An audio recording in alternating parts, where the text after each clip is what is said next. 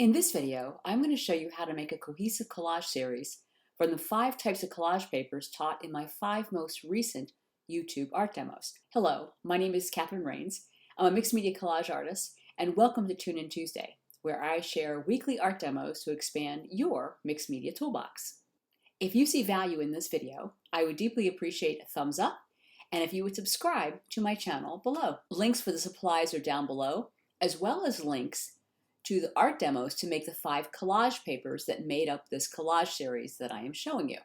While you're in the description, you might also want to check out my free 5-day class, Collage Kickstart, where I show you how to use all the papers made during Tune In Tuesday to create beautiful collages the very first try. So let's get into creating a cohesive collage series using 5 types of collage papers.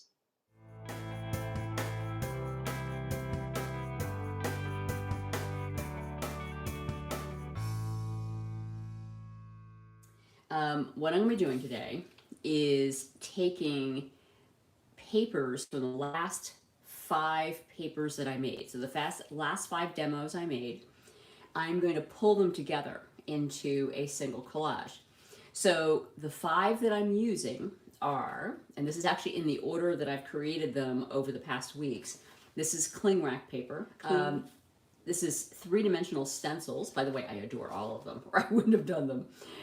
This is baggy paper, which was done the same week as balloon paper, which is, this is dendritic paper. I always say this wrong. You put paint between 2 pieces of glass. And then I did 2 weeks. The last 2 previous weeks, I did paste paper. So this is a sample of the 5. And actually it's 6 papers because these 2 were done the same week, but they really could have been, they really were separate demos just in the same time. So, you know, when I'm choosing papers for Tune In Tuesday, I'm choosing really deliberately in terms of I want papers that have different values and I think are going to go together. So for each one of these different demos that I've already done, I am trying to make papers in different values. So like this is the dendritic paper, you know, it's very light value. Then I have a medium value, this is the cling wrap paper, and then I have a very dark wrap value. This is the balloon paper. It doesn't always work that I get 3 values out of every single one of these, but that's what I'm shooting for. Those 6 papers I showed you actually produced this gargantuan set of papers that I could have chosen from for this demo. And this is just too many papers to actually create collage with. So this is the process that I go through to make a collage. I do start with always a very big pile of papers like this. And the first thing I do is I literally touch every single paper and I'm sorting them to see, do I love it? I mean, honestly, can I say, I love the paper? Now, I sort of love that one, but if I say sort of, it doesn't count. By the way, I do love this one. So I'm actually pulling out, we go over here. So I'm pulling out the papers that I'm just completely gaga over, and they go in a pile by themselves. Once they're all sorted, then the ones that are in the yes pile, they get sorted again by color and by value, so that I can easily kind of pull from what colors and what value I need for the stage of the collage that I'm actually on. Now I've actually already done that. I've actually sorted this big pile, and I want to turn those 5 different, actually I want to turn that big pile of papers into one collage. Now, I've already done this demo once before, and I'm going to continue doing it, by the way, because I'm actually creating an entire series of collages from Tune In Tuesday. So if you were with me for the first time I did this, which was a couple months ago probably, I took 5 other kinds of paper and I made a series of 3 collages. And the basic premise is they all go together and they have similar elements that pull them together.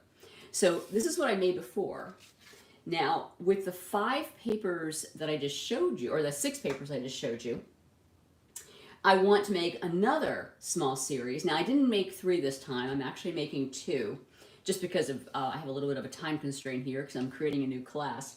But if you can see, this one actually blends with this. It's a smaller size, but the colors all go together. And the reason they go together, if you've taken Collage Kickstart with me, or if you've taken Collage Joy, you know that I'm a big fan of only using 3 colors. I use 3 primaries.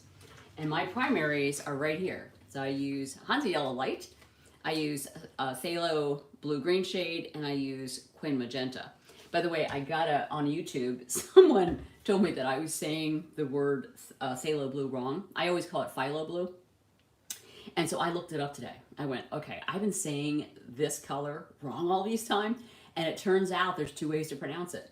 It's either phthalo blue or philo blue. Philo blue is the way I pronounce it. Although I think phthalo blue sounds better, so I'm going to try saying phthalo blue.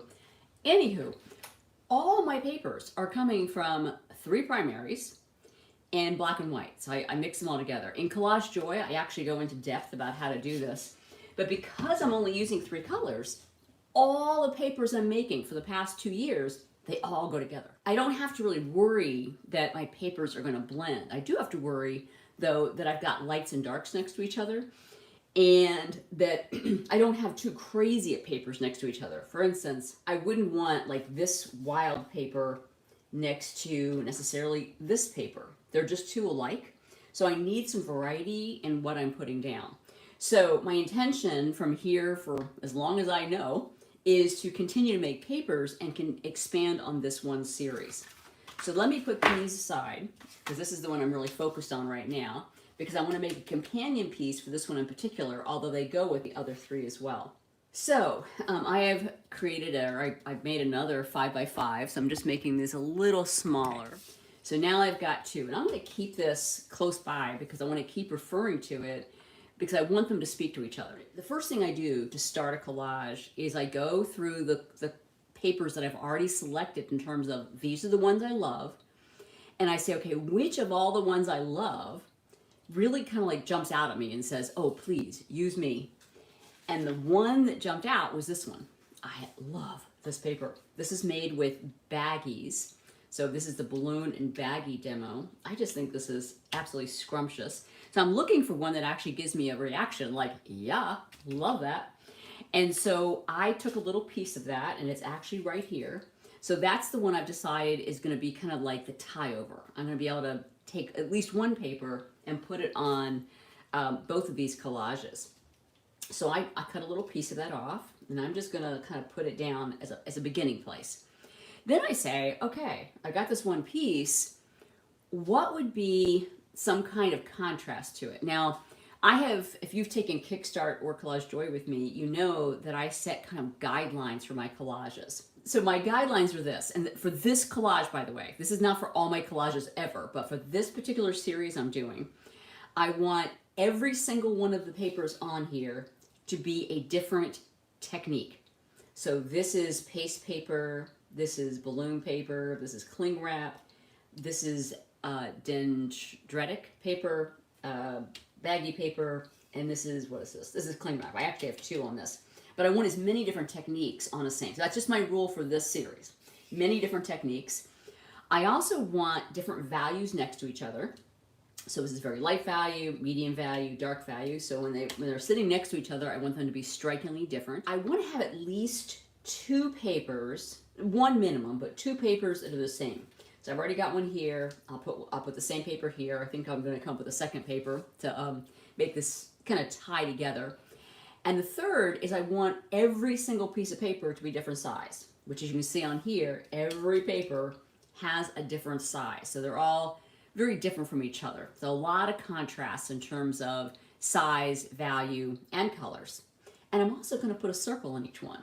If you notice on these 3, each one of these has a circle. They're different kinds of circle, but that's one of the elements that can tie them together. So how many things can I use that are similar? So for this particular mini series, it was this dark paper that got pulled into all 3 of them. I also put some packing tape on each one, and then the circles. So I'm going to do something similar with this. So I've got my first paper here. Now, what I start doing is I think, okay, this is a kind of a medium value. So now I'm going to put this off the side. Medium value. So now what I'm looking for is something that's either really dark value or is a very light value, because it has to be something that will contrast with that.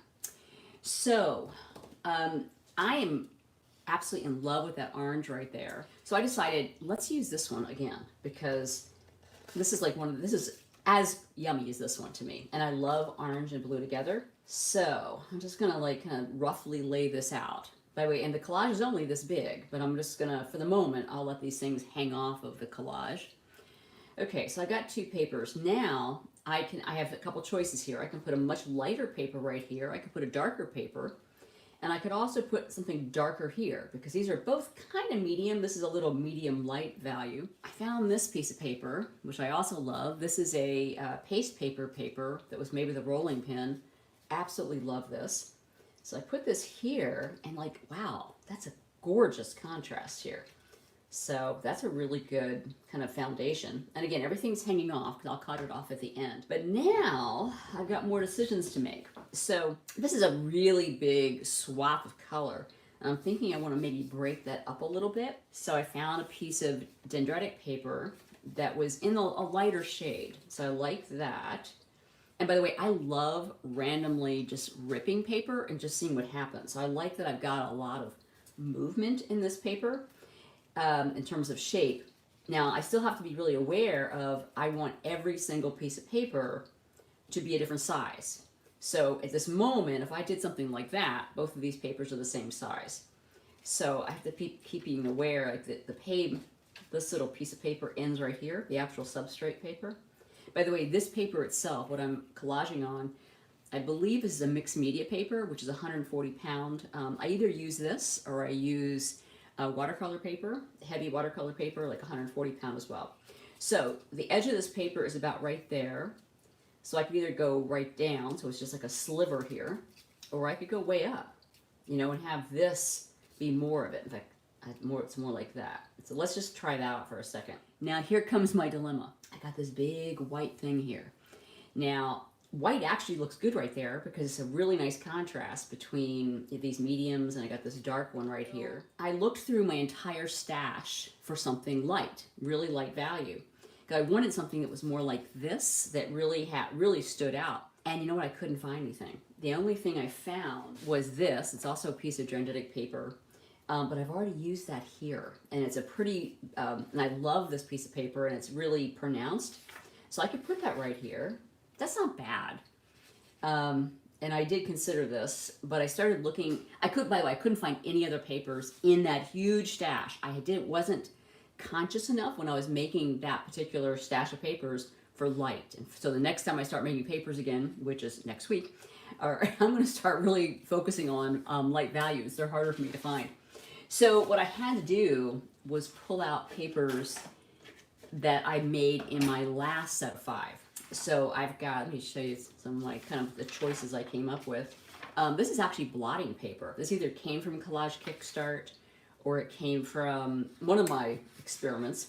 So if I put that behind it, that's not bad. So if I kind of position that around, I actually think that works, but I wasn't completely so for me to put something down, I actually have to go, yes, love this.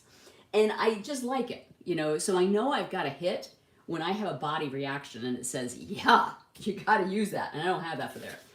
So I try another one. This definitely came from Collage Kickstart. I think this paper is gorgeous.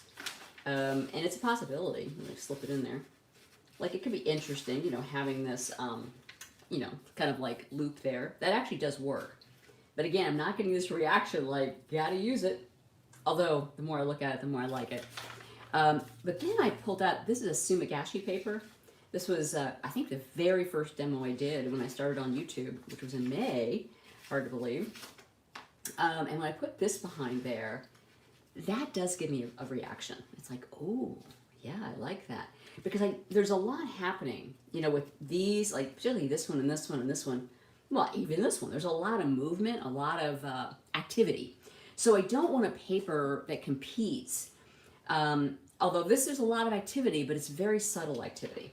And I do love, so I have to kind of lift this up, I love this kind of blue flowy thing that's happening here. So it kind of gives it, I don't know, I just think that's kind of interesting.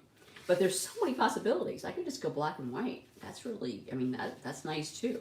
Okay, so here's the thing. I wish you were all here in the room with me because I need to do a collage by committee. See, I don't want this flowing this way, so I wasn't going to do that. Maybe that? I don't know. Very hard to choose. Like that. That's kind of nice. Okay, I'm just gonna go for it. We're doing it. Okay, so this is what it's gonna be. Okay, how about that? Just it's subtle blue. Well, I'm going with this one right here. So I'm gonna put this one here, and I'm just gonna put them in reverse order so I know kind of. Okay, I mean, so this one's the bottom one. Okay. Now I've got to get this cut down because obviously I can't, attach this like this. My favorite method for getting collage to size quickly is just to put a ruler against the paper. Now, unfortunately, this is going to waste a lot of paper, but that's okay. I've got hundreds of pieces of paper, so wasting a couple, so-called wasting.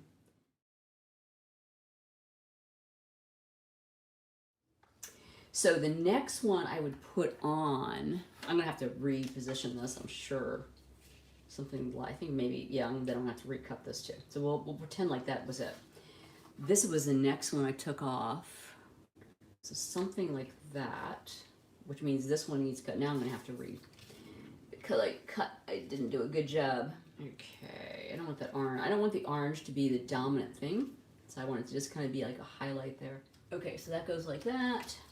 So that means I got to do a little quick repair here. That's critical. Get rid of that. Okay, and then I want to get this and that. I think that's pretty good. Okay, so now I've got to do a little cut job here. This paper, by the way, this cling wrap, it's made with watercolor paper. That's why I have to use an X-Acto because I'm not going to be able to just tear it. All right, back to business here. Okay, so this goes there. And this goes here. And again, I'm wasting a lot of this gorgeous paper, but I've got so much of it. Put that on top of there. The next piece would be this one. Now this is too big. I don't think I want it that big. So this is my other piece. And I used, a fairly big piece of this baggy paper. Preferably, I'd like to have a different size over here. So they don't look like the exact same collage. I want them to have some differences in how they look. So the question is, how much of this big blue do I want to show? I'm thinking that might work. So that means I have to very carefully cut this one. And I can do this with a ruler. So that one goes there. I've got to position these back. By the way, this is not the end of this. I'm still going to add a couple more things to it. Okay, put this one. All right, and then this one. Thinking something like that, but I don't want these two things to be equal size. Pull this one down a little bit. That's where that ends.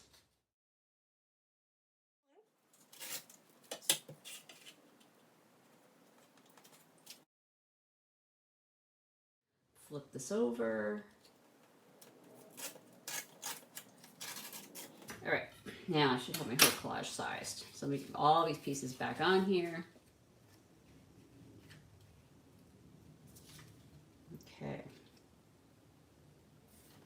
And we got this little bottom piece. Now, I got a couple decisions to make. I have some scraps here. I've got both some kind of round pieces here, which I want to try out. And I've also got these long strips that I think might be interesting to add to it. So for instance, I could do something like that. I think that's a nice addition to this. And by the way, I keep looking at this one because I do want to say if I have already done this. Like on this one, I added a strip right at the end there. So I do like that. I think that's interesting and it's different than what I did over here. Another possibility would be, it's the same piece of paper as this over here, but instead put it at the bottom. And I'm kind of digging that because it almost looks like a landscape. So by the way, these little circles actually came from these hole punches. So I took these hole punches and took this bubble paper and took the center, used the hole punch on the center of some of these bubbles. I'm sorry, they're balloons. The balloons to get these gorgeous, gorgeous textures, and that's what this is. So I've got several of these, a couple different sizes. Now this is a dark paper, so I was thinking I probably wanted a really light thing right here. So that's possible, but it's almost identical to that. I don't like things that are the same. That's pretty. And then I was thinking, I don't know if those of you who've taken classes with me, you know that I'm a kind of crazy circle person, particularly these really skinny ones. So I was thinking, wouldn't it be interesting to kind of like almost make a, like that? What do you think? I just think that makes it look more interesting. And then it makes it different than this. And that's what I'm going for. But I think that's my design. And again, in order to glue this thing, I'm going to take the pieces off in reverse order. And that's how we'll get glued back on. And I'm going to just put the, oh yeah, this actually has to go back on right, this can go at the end. And then that, and then this. So my glue is matte medium or gel medium. So this is in a condiment bottle. It's a very, very thin, it's just a medium, but that's my glue, and it's very liquefied, but I put it in a condiment bottle just to make it easier to spread out. This is a gel version of the same thing. It's just thicker. And I use this for thick papers. I use this for thin papers. Just spread out some glue. Flat brush. By the way, I must have a dozen flat brushes. And just spread a good coat. I probably need more than that. I want this pretty wet if I'm putting down something. Just line it up. And I also put glue on top. The glue on top really just helps me use the catalyst wedge on top of it. So it just glides on top, because that's primarily how I get my bubbles out. In my new class, which is Collage Keepsake, which is coming out in 29 days, I do believe. The new class, I do give templates for the small circles. And I think this was my next piece. This is a thick piece, so I'm going to be using a gel medium. I do give templates for the circles, and I also tell you how to cut circles. The cutting can be a little tricky, but I give my technique for how to get a perfect circle. So Collage Keepsake only costs $67. It's my least expensive. Collage Joy is more expensive because it's much more comprehensive. Collage Joy, which comes out in January, I only do it once a year. And it is a 12-week class, whereas Collage Keepsake is all about making gifts from your art. So I show you a new kind of collage method that's not like this. It's very different, and it's so much fun to do. And then I show you how to turn those collages into 8 kinds of gifts. Everything from mini collages to bracelets to pendants to ornaments, magnets, 8 different things. And then you can also use the entire method for turning your own art into gifts. All right, so this is a pretty thin paper. So if you are on my newsletter list, you get a discount for any of my classes, as long as you sign up during the early bird. So early bird starts September 26th for the new one. Collage Joy, I'm giving a significant discount to waitlist people also. You just got to be on my wait list for Collage Joy. There isn't a wait list for Keepsake, the brand new workshop. There's not a wait list. You just got to be on my newsletter list. The way you get my newsletter, by the way, if you don't already if you're not on it, is just catherinerains.com. Or if you're on my YouTube channel right now, there are links right on my homepage to get on my newsletter list. See this? I've got a lot of liquid on there. And that's purpose, because I'm going to take this catalyst wedge and just really pull out the bubbles. I find that making my own papers is so much easier. I used to use magazines for years. I collaged with magazines only. And I can get bubbles out of magazines, but it's much harder to do.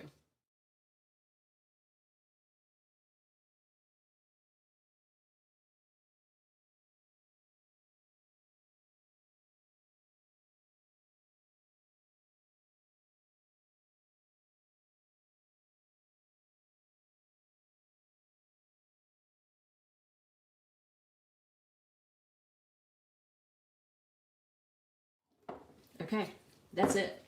So look at these two together. I mean, I'm kind of like enamored. So here are the other three. And the fact that they're different sizes, that's fine. I don't need to have my entire series the exact same size. They can be a little bit of variety. I do like making small though. That's just kind of, particularly when I'm doing demos, it's just easier to make them small.